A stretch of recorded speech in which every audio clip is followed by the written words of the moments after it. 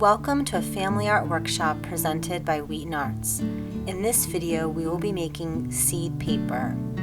The materials that you will need are white paper without a glossy finish, tissue paper, wildflower seeds, a blender, a mixing bowl, a large spoon, multiple kitchen towels, water, parchment paper, and a rolling pin.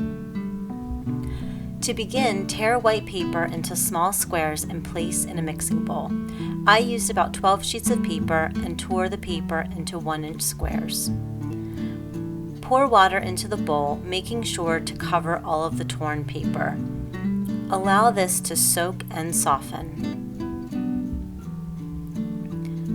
Once the paper is softened, grab handfuls of paper, squeeze out the excess water, and place them into a blender. If you would like your paper to be colored, add colored tissue paper in small amounts. Add a little bit of water and attempt to blend on a low setting. If the paper won't blend, add a little bit more water.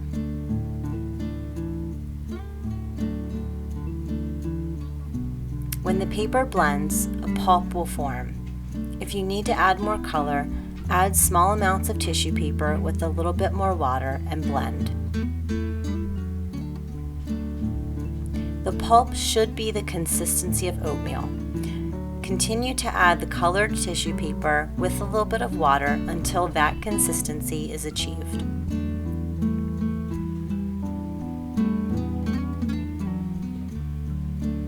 When the pulp is finished, dump it into a mixing bowl. We can now begin to add seeds. I like to add the seeds a handful at a time, sprinkle them over the pulp, and mix after each addition. I added about 4 or 5 handfuls of seeds, making sure to mix after each handful.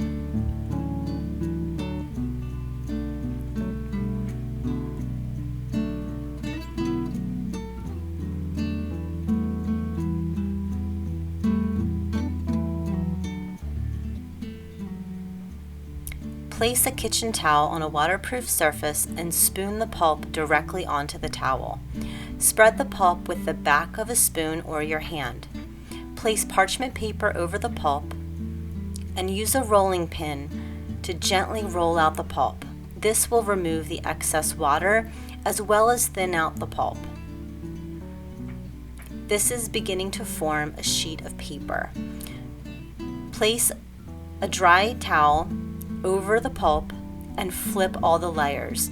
Remove the wet towel and then place the dry towel on top and use the rolling pin over that dry towel. Repeat this process of using towels and flipping until the paper is the thickness you want and most of the water has been removed. Allow the seed paper to dry for a few days. Use the paper to make crafts or cut into fun shapes and give as gifts. When you're ready to plant the seed paper, place it 1/8 inch below the soil. Keep the soil moist and wait for your wildflowers to grow.